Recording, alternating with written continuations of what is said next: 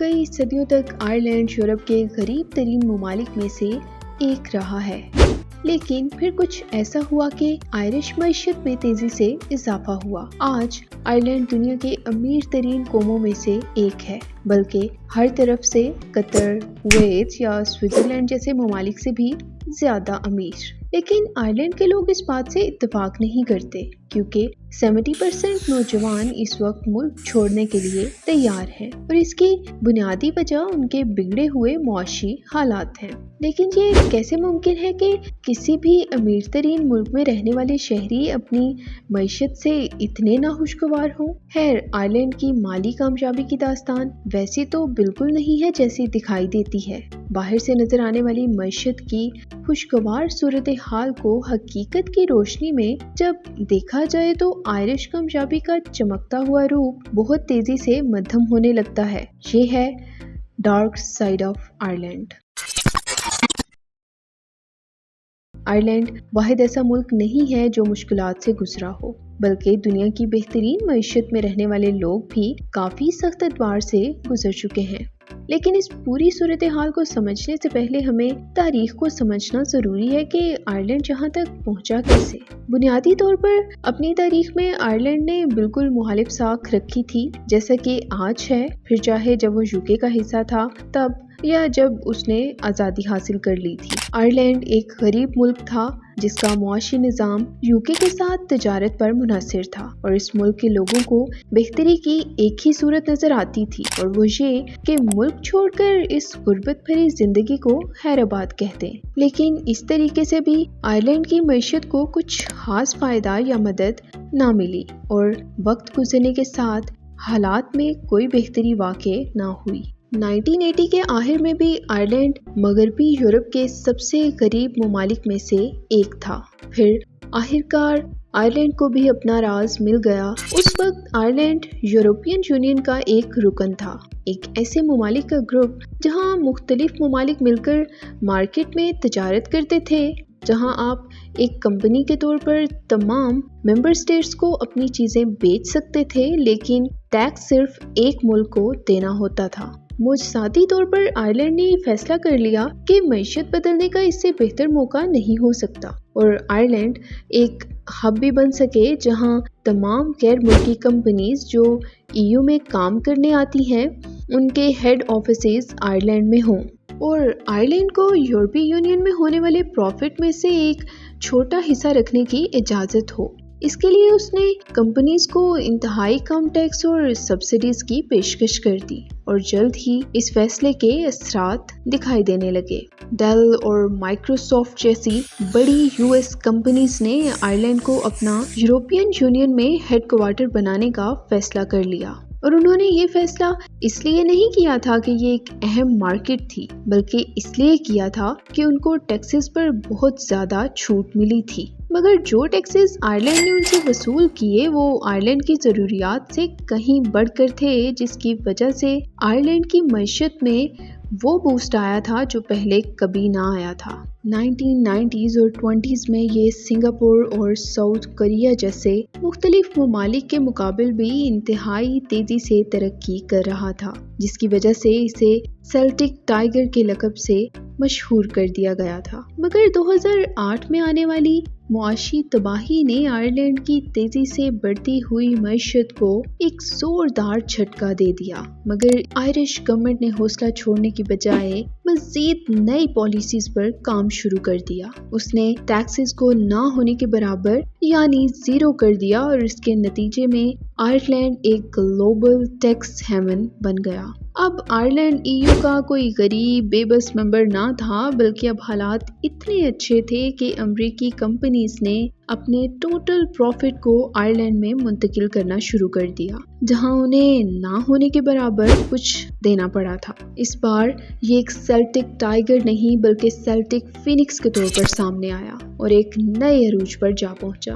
دنیا کے انتہائی تیزی سے ترقی کرتے ہوئے ممالک کو بھی پیچھے چھوڑ کر آئرلینڈ نے بہتر پرفارمنس دینی شروع کی، اور اب آئرلینڈ کی آبادی بھی بڑھ رہی تھی کیونکہ لوگ ملک چھوڑ کر بھی نہیں جا رہے تھے، بلکہ بہت سے IT میں مہارت رکھنے والے انجینئرز کام کی تلاش میں آئرلینڈ آنے لگے اور آئرلینڈ نے نئے یورپین سلیکان ویلی اور ایک معاشی معجزے کے طور پر اپنی شان کا لطف اٹھایا۔ لیکن یہاں ایک تضاد ہے کہ اگر سب اتنا اچھا ہو رہا تھا تو پھر اتنے لوگ ملک چھوڑ کر کیوں جا رہے تھے؟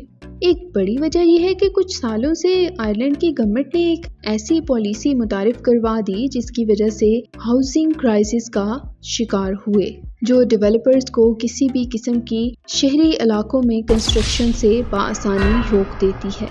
اس وجہ سے بہت سے مسائل کا سامنا کرنا پڑا اور اس وجہ سے آئرلینڈ میں گھروں کی شدید کمی واقع ہو گئی ہے۔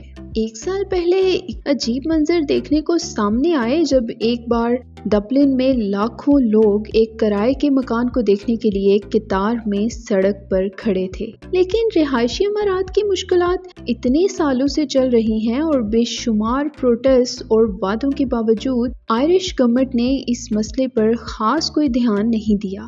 لیکن یہ مسئلہ صرف ایک مثال ہے ایسی مثالوں کی جو ایک زیادہ بڑی مصیبت کا حصہ ہیں، اور حقیقت یہ ہے کہ حیرت انگیز طور پر آئرلینڈ بری طرح سے مینیج کیا گیا ملک ہے جو بنیادی انفراسٹرکچر بنانے میں اور عوام کی خدمت کو انجام دینے میں ناکام ہو رہا ہے۔ سالوں سے آئرلینڈ نے سڑکوں اور توانائی کے انفراسٹرکچرز بنانے میں مشکلات کا سامنا کیا ہے، اور تو اور اس کی قومی صحت کا ادارہ ہمیشہ کی طرح مشکلات میں ہے کیونکہ لوگ زیادہ ہیں اور فنڈز کم، جس کی وجہ سے آئرلینڈ ڈاکٹرز کی کمی کا شکار ہے۔ Ireland's health service has admitted patients have probably died as a result of record overcrowding in its hospitals. Hundreds of patients are waiting hours on trolleys. اور اس کے ڈاکٹرز زیادہ آمدن دینے والے ممالک میں جا رہے ہیں۔ بے شک آئرلینڈ ایسے مسائل کا سامنا کرنے والا اکیلا ملک نہیں ہے، لیکن یہ آئرلینڈ کی اقتصادی ریکارڈ اور چمکدار شناخت کے درمیان ایک بہت ہی حیرت انگیز قسم کی سچائی ہے۔ مگر پھر یہ کیسے ممکن ہے کہ آئرلینڈ کے پاس کاغذی شاندار اقتصادی کامیابیوں کا ریکارڈ ہو لیکن حقیقت اس کے برعکس ہو؟ اس کو سمجھنا ضروری ہے کہ آئرلینڈ اتنا امیر شروع سے ہے؟ بالکل نہیں ہے، جبکہ آئرلینڈ کا GDP پر کیپٹا بلند ترین سطح پر ہے، جو کہ حقیقت ہے اور جو کہ سب سے زیادہ استعمال ہونے والا طریقہ ہے کسی ملک کے اقتصادی حالات کو جاننے کا۔ اور صرف اس نمبر کو تو دیکھتے ہوئے بالکل لگتا ہے کہ آئرش معیشت دوسرے ملکوں سے بہت آگے ہے۔ لیکن اگر ہم مختلف سٹیٹسٹکس کی طرف دیکھیں تو چیزیں کھل کر سامنے آ جاتی ہیں۔ مثال کے طور پر آئرلینڈ کی اوسطن آمدن بلند سطح پر ہے، لیکن GDP کو مد نظر رکھتے ہوئے اس حد تک بلند نہیں ہے جتنی ہونی چاہیے۔ آئرش کی اوسطن آمدن عام طور پر اسکینڈینیوین ممالک سے کم ہے اور نیدرلینڈ، بیلجیم، آسٹریا جیسے ممالک کی اوسطن آمدن سے مختلف نہیں ہے۔ مگر ان ممالک کا GDP پر کیپٹا سے موازنہ کرایا جائے تو ان ممالک کا GDP پر کیپٹا آئرلینڈ سے بہت کم ہے، اور باقی اسٹیٹسٹکس بھی یہی دکھاتے ہیں، اور یہ فہرست میں 17 نمبر پر ہے۔ دوسرے الفاظ میں یہ کہ آئرلینڈ کی حقیقی آمدن اور جو ڈیٹا آن ریکارڈ ہے اس میں واضح فرق ہے کہ در حقیقت آئرلینڈ کتنا امیر ہے اور اس کے لوگوں کے حالات کیا ہیں۔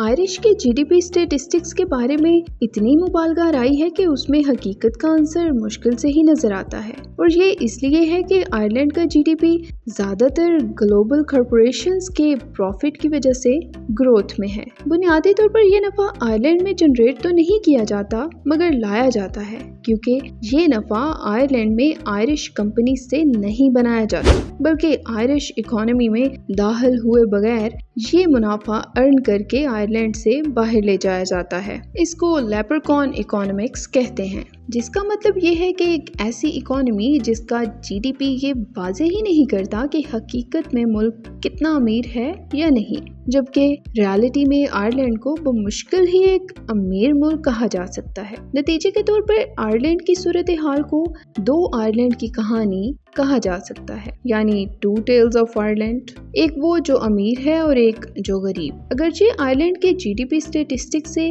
یہ بات تو واضح ہوتی ہے کہ average Irish Irish person Google کے لیے ایک سافٹ ویئر ڈیولپر کے طور پر کام نہیں کرتا۔ یہ کمپنیز آئرش لوگوں کی بالکل ایک چھوٹی سی تعداد کو ہائر کرتی ہیں اور یہ کمپنیز ان لوگوں پر انحصار کرتی ہیں جو کہ بیرون ممالک سے ان کمپنیز میں کام کرنے آئرلینڈ آتے ہیں۔